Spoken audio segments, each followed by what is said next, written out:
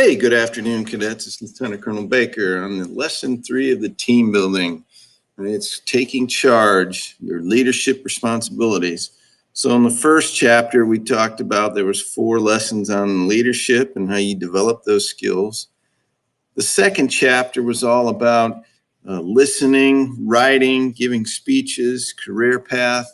And now this one is all about taking that the next step with the leadership responsibilities in this series. So you'll notice that it says implement, observe, and plan. Those are 3 good things that you need to do as an effective leader.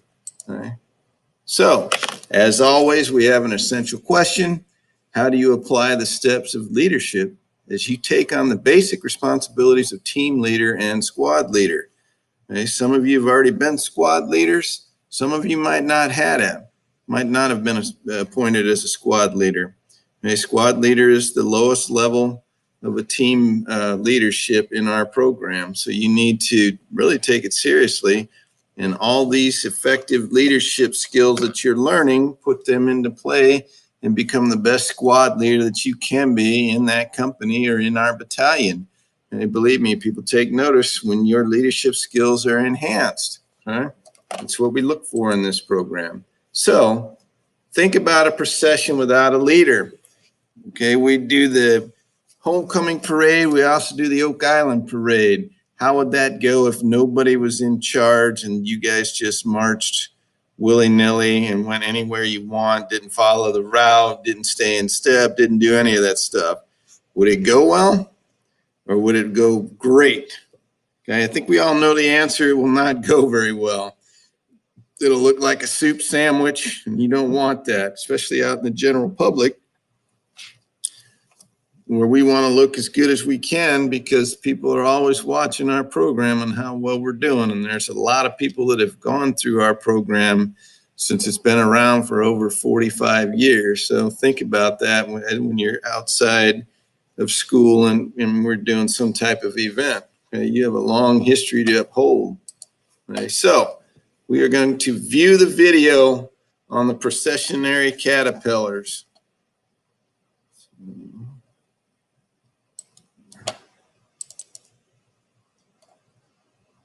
The noted French naturalist Jean-Henri Fabre studied processionary caterpillars in great detail.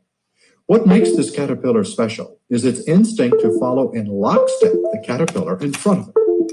This behavior not only gives the caterpillar its name, but a deadly characteristic as well. Fabre demonstrated this unusual behavior with a simple experiment. He took a flower pot and placed a number of caterpillars in single file around the circumference of the pot's rim. Each caterpillar's head touched the caterpillar in front of it. Fabre then placed the caterpillar's favorite food in the middle of the flower pot. Each caterpillar followed the one ahead, thinking it was heading for the food. After a week of this mindless activity, the caterpillars started to drop dead because of exhaustion and starvation. All they had to do to avoid death was to stop the senseless circling of the flower pot and head directly toward the food, less than 6 inches away. However, the processionary caterpillars couldn't extricate themselves from their mindless behavior.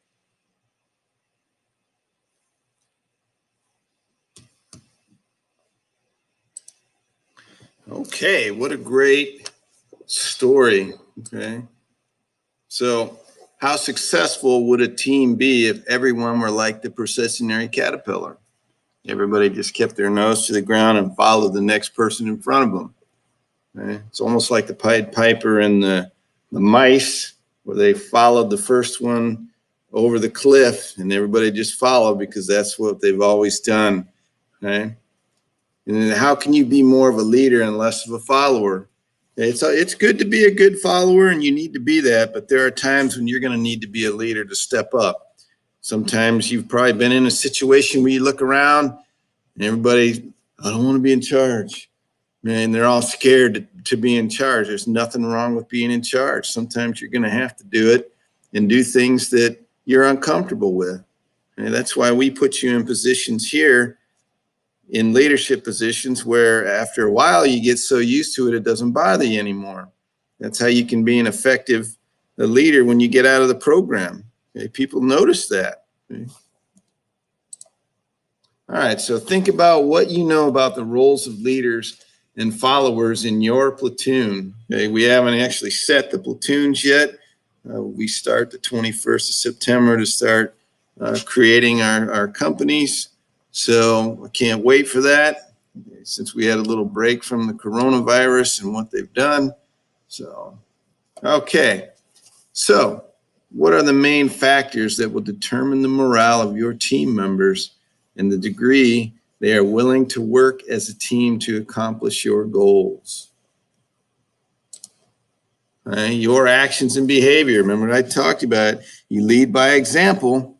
If you want them to have a high PT score and you go out there looking like a slob and a soup sandwich and a jackleg, okay, they're not going to follow you and want to do the best they can to get the highest PT scores on average of any of the other companies. Okay? But if you come out there and they know you take it seriously and they see you motivate them and you can do everything that they can and at the level that you want, okay, that's going to infect your team and they are going to strive to be just like you. All right, so here we have some key words of implement, observe, and plan. Okay, so observe means to carefully watch, perceive, or notice someone or something. Okay, you always want to observe your team members and how they're doing things to make sure, one, that they've understood the mission that you've given. Okay? And if they're kind of unclear, some team members might be afraid to ask questions. Okay, and you should be able to notice that and dive right in and help them out. Okay? And plan. To propose a set of activities to accomplish an objective or a goal. Okay? So you put into a leadership position, you most likely are going to have a plan that you need to accomplish. Okay? And implement. That's to carry out or accomplish the plan that you've been given. Okay? Okay, so consider, what does it mean to take charge as a leader? What do you think it means to take charge as a leader? Okay? There's lots of things where people think what it means, but sometimes it's not accurate. Okay, so obviously you observe and assess, you're going to plan, you're going to implement, then you always follow up and evaluate. Okay, it says when you take charge of a unit, you begin the difficult task of leading people. Okay, there are certain techniques and steps that will help you adjust to your new assignment.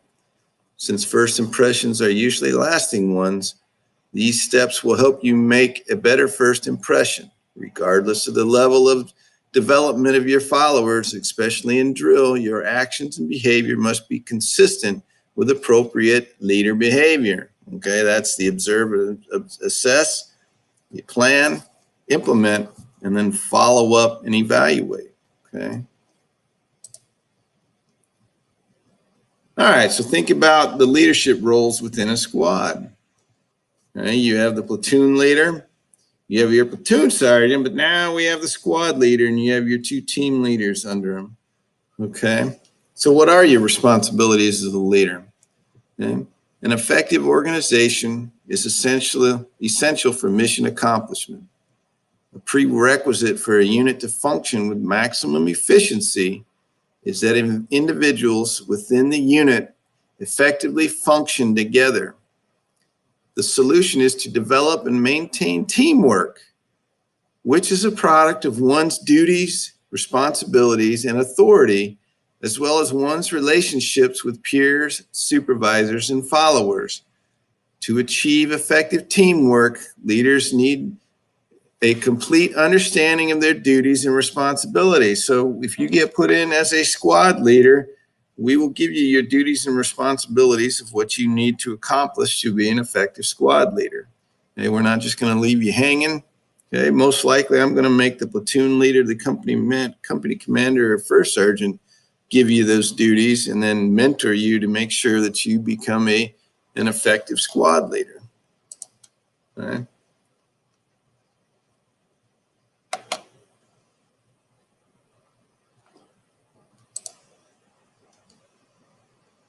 All right. After your commander congratulated you, She said that she hopes you know the procedures for individual squad and platoon drill. She also suggested that you create a plan for developing responsibility and leadership for team leaders. You have just been promoted to which position, right? That's right, squad leader, because you have team leaders under you. We saw that in the previous slide right here. You see the team leaders. Okay. Cadet Meyer was assigned as a squad leader. He knew the squad had some discipline problems before he became squad leader. So he developed a plan before he became a squad leader and immediately put into action. Of the 4 steps leaders use to ensure a smooth and successful beginning, which one is he executing as he watches how his new squad reacts? Okay, he's following up. He implemented a plan. Now he's observing, and then he's following up. Okay. All right, so here's a good story here. It says George and Michelle's story. In the middle of the year, George moved out of town. The senior Army instructor, or SAI, gave his platoon leader's position to Michelle. The platoon sergeant, Michelle felt confident that she could handle the position because she had done very well as a platoon sergeant. Although she knew what was required of a platoon leader, she was nervous about taking George's place because everyone in the platoon liked him very much. As a platoon sergeant, Michelle had closely observed how George led the platoon. One of the reasons for his popularity was that he would personally correct a squad or an individual if a drill movement was not performed well. The platoon members considered George to be a very good coach because he made them feel special to receive his attention. He had been an excellent squad leader and he missed the direct contact with the other cadets. However, Michelle knew that George's relationship with the platoon often caused resentment with the squad leaders who interpreted George's actions as indications that they were not doing or could not do their jobs. Therefore, the squad leaders did not like his interference. They knew what they were responsible for and how to do it if given the chance. Michelle often had to smooth things out between George and the squad leaders. She would explain to the squad leaders that his actions were not meant as criticism, while suggesting to George that he should let the squad leaders do their jobs and stop stepping on their toes. From her observations, Michelle decided to make a plan to change the situation when she became platoon leader. After all, every leader has an individual style, and she wanted more harmony within the platoon. She would use her chain of command more than George had and would let the squad leaders correct any problems she saw in platoon drill. But she also wanted the cadets to work as hard for her as they did for George. After some thinking, she came up with a great idea. Her father managed one of the local movie theaters, and she worked for him on the weekends.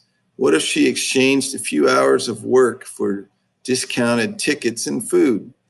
After discussing her plan with the squad leaders, who enthusiastically approved it, Michelle told the platoon her idea on her first day of drill. I realized that it's hard switching leaders in the middle of the year and that we're all going to miss George, but I'm going to do my best to take over where he left off. One area where I believe we can still improve is squad drill. So I've decided to hold a contest to reward the squad that consistently performs the best each month. Each member of that squad will receive one discounted movie pass and reduced prices on food at the Park 6 Cinema. Our SAI, the platoon sergeant, and I will be the judges. Now let's get down to practice. After just 1 month, Michelle was pleased to see that her transition to platoon leader had been successful. She did not have as many problems with the squad leaders as George had, and the new platoon sergeant confirmed that they were happier with her style of not interfering. The junior ROTC instructors even thought that the squads performed a little better as a result of the contest and her leadership. Okay, I know that was kind of long-winded, but Michelle did a good job. right? She recognized what George did good and what George did wrong and adapted her leadership style to fix the problems within her platoon. Right? Really good. Really good.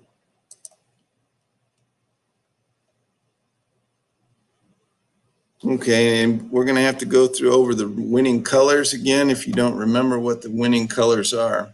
Okay. Think about the responsibilities as a team and squad leaders. All right. So you think about that. Think about when you're going to get put into that leadership position, how are you going to do it? Are you going to take it seriously?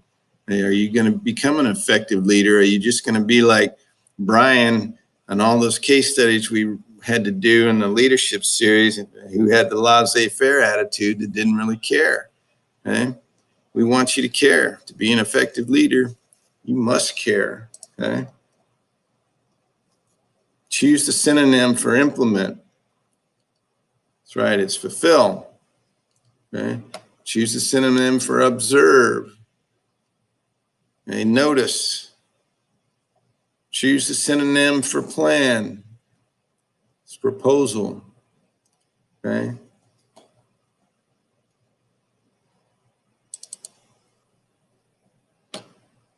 Okay, we actually have this. All right, this is actually going to be I don't know if it ever catches up.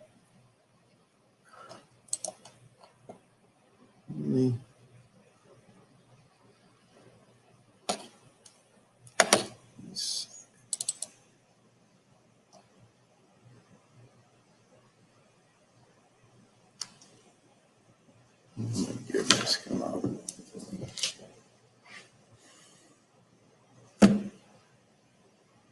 I'm trying to bring up these Word documents.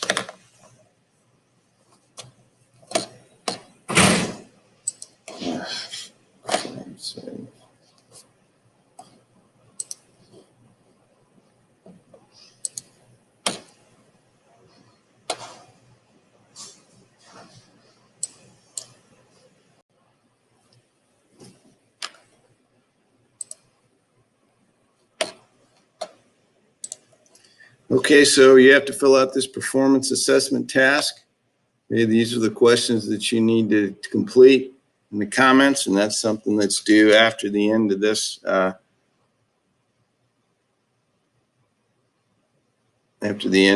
lesson.